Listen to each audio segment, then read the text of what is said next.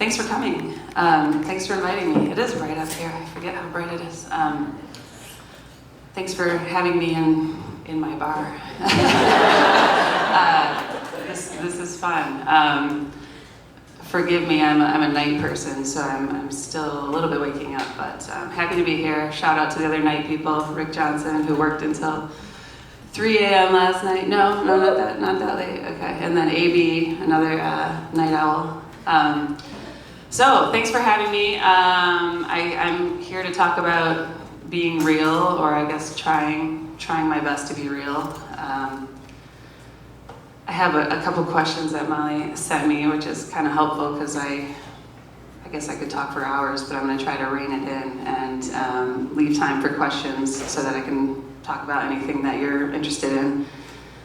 General thoughts on how to strive to be real in your various pursuits. Business owner, Wellhouse, City Commission, campaign, when the environment does not discourage it, yeah. I come from a humanitarian human rights perspective. That's kind of how I started out. A lot of people are like, what? We don't understand you. You own a business, you house people that are homeless, you're running for office, you're involved in all this drug policy stuff. That doesn't make any sense. We don't understand. So basically, I come from a humanitarian background. That's sort of my heart and soul. And then I'm more of an accidental business owner. It just made sense to open a couple businesses at some point. The Meanwhile was first. We opened that in 2007, and then we opened the Pyramid Scheme in 2011. And that was after working for about a decade on homelessness issues in the city. And I had started out on the ground, working with people on the street, which I loved. I hated that there were people living on the street, but I really loved working with people. I loved getting to know their stories. I loved seeing them get housing often. But it became pretty clear to me that a lot of the reasons why people were on the street was not really because of the people on the street. It was bad policy. It was not enough affordable housing. It was drug policy. It was people being arrested. It was racism. It was all kinds of things that really didn't have a lot to do with the people living on the street. And so I quickly sort of started to work on some of those issues and kind of moved up through the ranks and was eventually sort of running the programs and kind of moving policies within the programs to house more people. And then before long, I was on the task force, steering committee to end homelessness in the county.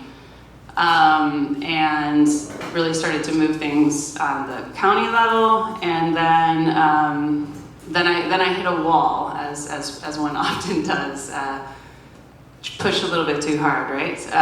So that's when I kind of took a break and opened the businesses. Also, one thing I realized, and I talk about this a lot when I'm talking with people that are interested in opening businesses, or women, or people that are just really interested in human rights and justice issues, and that is, if you don't have control over your own money, it's really hard to be completely authentic and completely real. And I realized that working on homelessness issues, and when I started pushing up against some areas that weren't acceptable, I realized the only way I was really going to do what I felt I needed to do was if people couldn't threaten the money for the organization, the money for the specific programs. And so that's kind of when I said, all right, let me pull back, let me get this business open. That one, Meanwhile, took forever to open. There's a few Wealthy Street people here I saw. Took forever to open. Once I opened, it was just immediately busy, immediate success. Thanks to some of you, I've seen some of you there. And then we ended up opening up the Pyramid Scheme a few years later, which took a little bit longer to get going, but eventually really successful business. And then I said, all right, I think my crazy plan might actually work. My crazy idea of I'll be back on my own terms, and I won't be dependent on your money, so I can do this exactly how I want to do it, how I feel I need to do this, which is based on the input of people actually living on the street, which was, we really appreciate all these services you're offering us, these classes, this counseling, this, all these social workers, but I really just need a place to live. I really just need housing. And our system is changing more and more for the good. But back in the day, housing was just really not the first thing that was offered to people living on the street. It was like, no, we really need to fix you. Clearly you did something to kind of get yourself into this situation, so we really don't see you succeeding in housing unless we kind of fix all of these things, all these character flaws. Well, I don't know about y'all, but pretty much I know a lot of people with a lot of character flaws that succeed very well in housing, and including me. And so I just didn't buy that, and I didn't see that. So with Well House, what we did, I said, okay, let's just get some vacant houses and move people in, and no restrictions, just follow your lease. It's okay if you struggle with substance use. It's okay if you have mental health issues. It's okay if you've been incarcerated. Just we're gonna move you in. We're gonna have you sign a lease. We're gonna have support for you, and we're gonna see what happens. And it worked. It worked. People on the street knew what they needed, and that was housing. And what I heard so often on the street was, I don't need an apartment. I don't need a house. If I could just get like a room where I could lock up my medication, which is always getting stolen, my stuff, my backpack. If I just don't have to walk around with my backpack on all day, which makes me a target for like ridicule, and people throw stuff at me and they speed up their cars when I cross the street. If I could just get a room that I could just lock, and I have some money. That's another thing a lot of people don't realize is people on the street, a lot of them have income. It's Social Security or SSI or veterans benefits, but it's just not enough. An SSI check is just over $700 a month, and so an apartment's usually around 800-ish for a 2-bedroom, I think now. The numbers just are never going to work, and so now, let me see, I took over Well House in 2013, and we now have 13 houses. We had 3, now we have 13, and we've moved 116 people off the street, and 90% of those people have not become homeless again. And these are not sort of the folks, in the industry, we call it creaming, you take the people that seem like they're gonna be the easiest, the people that are, meet certain characteristics that we deem as easier to work with. We did the opposite. We're like, okay, who are the people that nobody will take? Like, let's look at the people with felonies, let's look at the people who have struggled with addiction, the people that have been denied by as many housing places as possible. Let's bump them to the top, and then see what happens. And the funders were all over this. They're like, oh yeah, we've been waiting for somebody to do this. This is what we want to see. We want to see if this housing first thing works. We're interested in harm reduction, which is not requiring people to stop using all substances before they move into housing, because a lot of people use substances because they're in a lot of pain, right? And they're really sad and their life is really terrible. So to like get them to stop everything while they're living on the street is kind of ridiculous, even though we did that for many, many years, and all over the country people do that. So that's just a little bit about kind of where I come from. So humanitarian business owner, Well House, and then most recently the City Commission. Some folks came to me right after Mayor Bliss was elected, of course, or it was pretty clear she was going to be elected. Folks came to me and said, hey, what do you think? Do you want to apply for this appointment? And I was like, oh, I don't know. Maybe. So I was, of course, honored that a lot of people were coming to me asking, and they were people that I really respected and people that had really supported me and that I've supported and have done a lot of really good work in tough environments. And so I said, let me think about it.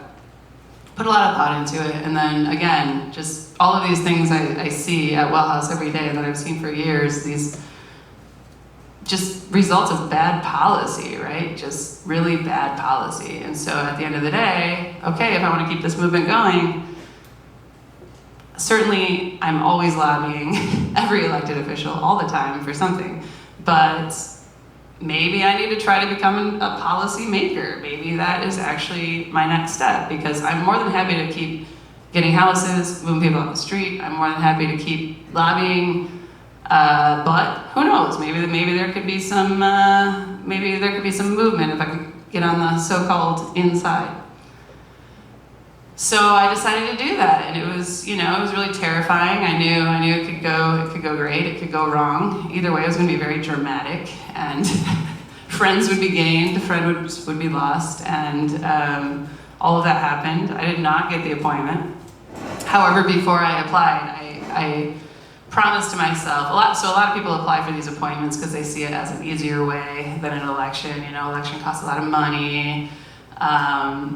It's more difficult, so people are like, oh, this appointment, you just fill out this application, and you can maybe become an official, then you're an incumbent, and then everything's just a lot easier. And so a lot of times people just do that. They only ever apply for appointments. They never run for election. And so I was like, I'm not going to do that. If I'm going to apply for the appointment, I'm also running regardless of whether I get it. Because if people in my ward ask me, if they say, we would love for you to be a representative, I will apply for the appointment, but I will also make it totally clear that I will be running regardless, because people ask me to, and because I feel like folks want me. So, and I gotta move on to these other questions, I guess, but the last thing I'll say about that, so this, I don't know if any of y'all have run for office or in office or applied for this stuff, but it's one of the only ways you get to see people in a way that I can't think of another way that you get to see them like that. You really figure out who has your back, who is there, has been around you for another reason. You find out who is willing to stick with you when things get real sticky, and who really shares your values, right? And so, yeah, for every one person that disappointed me, I had 19 people that blew me away. But it was still like a few of those people. It was really hard. It was really shocking. It was, wow, you start to question your relationship, like everything that ever happened. You're like, oh, it was just because of that. It was because of that. And so anyway, that was a really fascinating thing about running for office. It's like information that you can't actually buy. You can't even just buy that information I guess if you lose everything, you could also find that out about people. But that would sort of be the only other scenario where I can think of.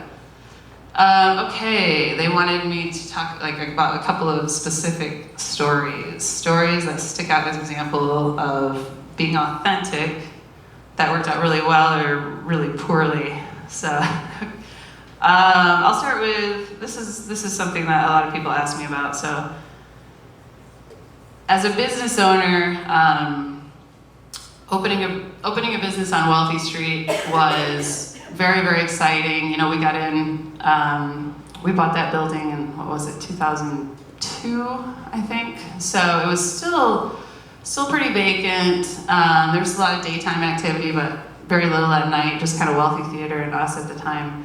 And then, of course, Wealthy Street has sort of become this topic in the city. There was actually a play written called Lines, sort of how Wealthy Street has been this line in our community for years. And it's been more pronounced again in the last decade. And so, as someone who opened a business there were a lot of people super excited about it, and then there were a lot of people not excited about it because they saw the neighborhood as changing. They saw new people coming in, they saw a different racial makeup coming in, they saw different income levels coming in, and so there was a lot of great conversation and there was a lot of drama just in the last 10 years. I mean, we had, some Christmas years ago, I got a call first thing in the morning from my manager, and she's like, yeah, somebody just wrote white supremacist across the front of the Meanwhile, and it was pretty awful. And that was certainly like the last reason we moved onto a Wealthy Street, which was to displace other people. especially given my background where I had spent like 10 years trying to get people into places, like the last thing I was really interested in doing was having people lose their places. So all kinds of conversations ensued, and we were criticized, rightly so, for having an almost completely white staff at the time, and the neighborhood was very mixed. And, that had troubled me from day one. In the nonprofit world, I never had a problem with a very diverse staff. It was very easy to find people from all different backgrounds to work in nonprofits where I was working.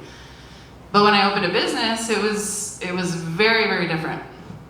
And, I've, of course, put a lot of thought into that and had a lot of conversations. When you open your own business, and, it's me and my brother that opened it, and you put the word out, we're hiring, and, you put your life into that business, and so you hire people you hire people you trust, and for whatever reason, we just didn't even get many applicants. Almost all of our applicants were white, and I was going out asking, kind of, all right, well, we need some more diversity here, and we just didn't get applicants. And so we hired our initial staff, which was completely white, which just made me not feel good at all. And over the years, we just worked harder and harder to try to find people. Then an issue was like nobody left, right? Like the business was going really well, people were making really good money, and nobody left for a long time. And so finally, when the pyramid scheme was opening, I was like, okay, here is our opportunity. We're transferring, half our staff over to the pyramid scheme. We're gonna have a bunch of openings. And meanwhile, we're gonna have a bunch of openings here.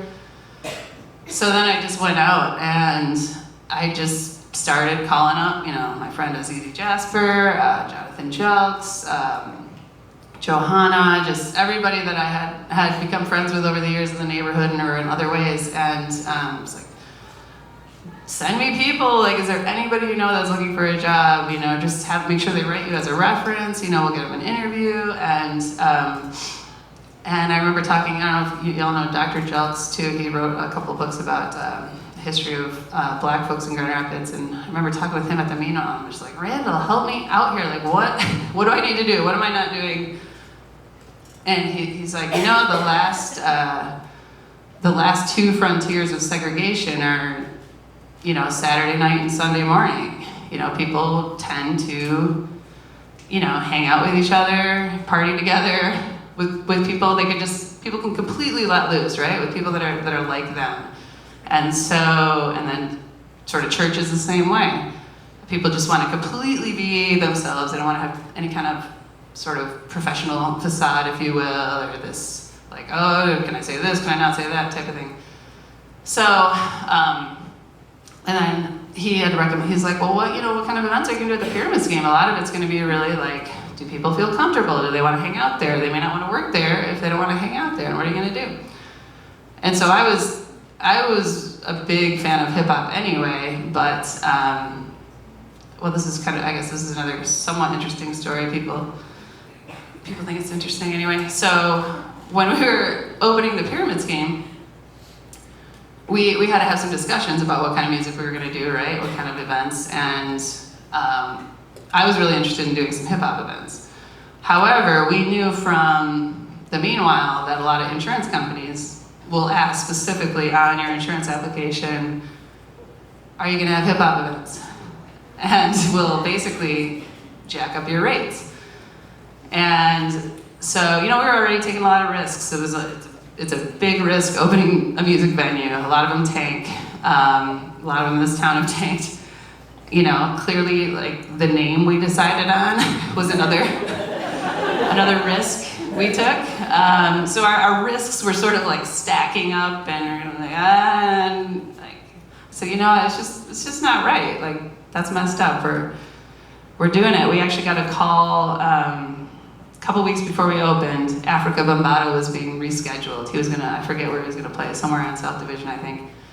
The show got rescheduled. They needed a venue, so Victor Williams called us up, and he's like, what do you think? Can we book him at the scheme? And like, okay, time to make a decision. So my brother and I talked about it. Like, all right, well, we're just gonna do it, and if they try to jack up our rates, go to court, take them to court, you know? That, I mean, it's racism, right? I mean, what is the evidence behind this decision? So we did it, and they did not try to increase our rates. And so we've done tons of hip hop, and then that actually opened up, I met this entire community in Grand Rapids that I didn't even know was here. Just this incredible music community. The hip hop artists here are, I mean, on par with cities, 10 times this size. So we've done very well with that, and then what's even better is other venues started doing it. Billy's have been doing hip hop for years, but now you have Founders, now you have, everybody's doing it. There'll be a night with like 5 hip hop shows, and everyone's like, why did everybody book this the same? Which is, it's great, right? Not everybody's complaining about it, where years ago, artists were like, yeah, we can only ever play at Billy's. That's the only place that'll book us. So anyway, we now have, the Meanwhile and the Pyramid Scheme have 2 of the most diverse staffs of any small businesses in the city, which I'm very, very proud of, but that did not just happen. It was years of work, years of relationship building, years of really awkward conversations, right? Just, hi, do you know any people that, look like you? Like, we're trying to get more diversity. I mean, it's just like, you just making yourself look like an idiot and being really vulnerable, but sometimes that's how you get it done, right? So we did it, and I'm proud of that. Let me see. Okay, it's 9:30 already. That went fast. Let me see if I'm gonna talk about a story that it's unknown how that's gonna turn out, and then I'll answer the last question, and then I'll answer questions. In terms of being real and not knowing how it's gonna turn out, this might turn out good, it might turn out bad. It's already, that's usually how these things go. There's some great things that come out of it, and there's some really bad things, but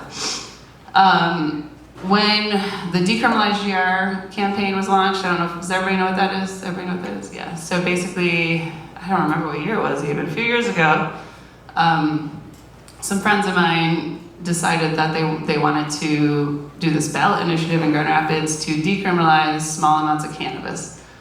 And this was being done around the country, and I think it was before the legalized, before Colorado and Washington, but it was, we were seeing a lot of medical was coming through, and then we were seeing a lot of decriminalized. And so my friend Mike Telfelmeyer came to me, and he's like, yeah, we really we want you to be the face of this thing. And I was like, oh man, I don't know if I want to be the face of this thing. Like, I really want this to happen. It needs to happen. I believe I've had more clients that I can count who cannot get a job and who cannot find a place to live because they had a couple of joints on them, and so many. And this has to happen. And I said, money, like, just happy to donate. Like, just tell me, what the max I can donate is legally, and I'll talk to other business owners and get some money for you. I was really torn, but eventually I just decided not to be the face of it. However, sometimes you think you make decisions and then something else happens anyway. So I went to the big press conference on Calder City Calder Plaza. And I'm kind of sitting in the background a little bit, taking photos and just posting online. And of course, the minute the press conference is done, here comes Matt VandenBerg, like, hello, Tami, what do you think about this? And the very first article that came out on MLive, the very first line is like, Tami VandenBerg supports blah, blah, blah. Okay, so there it was. It was out. Just embrace it. So after that, we were just doing events. We did events here. We did them at the Meanwhile. I was just in the middle of it at that point, and I felt good about it. The decision was just kind of made for me. But then you think, okay, well, how is this going to affect my businesses? How is this going to affect other things I'm doing? And I was inundated with messages of just people thanking me, people that were scared to speak out. We had people scared to sign the petitions. They're like, will my employer be able to access that petition? Because I'll be fired if I even sign that. And just all kinds of people. And again, it kind of goes back to that, like having control over your money, really allows you to kind of get out and do some of this stuff that you might not be able to do if you are dependent on someone else controlling your income. And so, and then the bars were just, we had more people come into the bars. They're just like, thank you so much. I have a friend who can't get student loans now because of this. And, I know somebody who lost custody of their kid because, it was just like, the stories were just coming out. So I'm very proud of that, especially in this city, right? Like, I didn't even know if it was going to pass, but that passed by over 60% in the city of Grand Rapids. And so, that's an overwhelming majority on these kinds of things. So it was overwhelmingly positive. But now, so with the election coming up next year, I already know, I've been told by numerous people, like, they're going after you on the pot thing. You're the pothead. Okay. All right, here we go, I guess. So yeah, that remains to be seen. Like, how is that gonna affect it? And it's hilarious because someone else was like, yeah, and you make your money like selling alcohol. It's not 1980 anymore. Have you seen where like Beer City? It's like this community has fully embraced alcohol. They're marketing the city based on alcohol. There's a city commissioner that owns a distillery. It's kind of hilarious. So it's a new day. It's a new day, and it's going to be really interesting to see kind of how this stuff all plays out next year. See if there's anything else. I guess here's the last thing I'll say, and then if anybody has any questions, I'm happy to answer them. One thing of being real, something that's worked out amazing. This was it last week or the week before? We do a plant sale at Well House, and some of you will probably have been to that. It's really blown up. This year we did a VIP one, just a couple days early for some of our big donors and big supporters, so that they could get first dibs, and we could also just have this big thank you. We had some wine, and Tami did an amazing spread that he donated, and we had board members, tenants, staff, and donors. And whenever we do something with alcohol, people are just like, oh, you can't have any people that were homeless there anywhere around alcohol, which is kind of how things have gone over the last couple of decades. And I said, like, the average age of a Well House tenant is 52 years old. Do you think they've never been around alcohol? By the way, most people that have been homeless are not alcoholics. It's a small group. It's a very small group. The vast majority, it is because of not enough income to afford rent. That is the number one reason why people are homeless. Absolutely, there are people with mental health issues. Absolutely, there are people that have done drugs. Absolutely, there are people that don't have great jobs. But I said, okay, well, we know the 5 or 6 tenants that clearly have issues with alcohol. We know who they are, right? We see it, so we just talk to them, let them know the situation, and just tell them they may not want to come, or they're welcome to come, or just like, hey, let's everybody be super respectful of everybody else. Can we just do that? And so we just had this amazing event, and one of my favorite compliments we ever got about Well House was, so who's on the board, and who lives here, and who's the staff, which is, that's the best thing anybody could ask me, is like, you can't tell, because everybody's just hanging out, having a good time. And by the way, we had 0 problems. People loved it. So, is that good? Questions?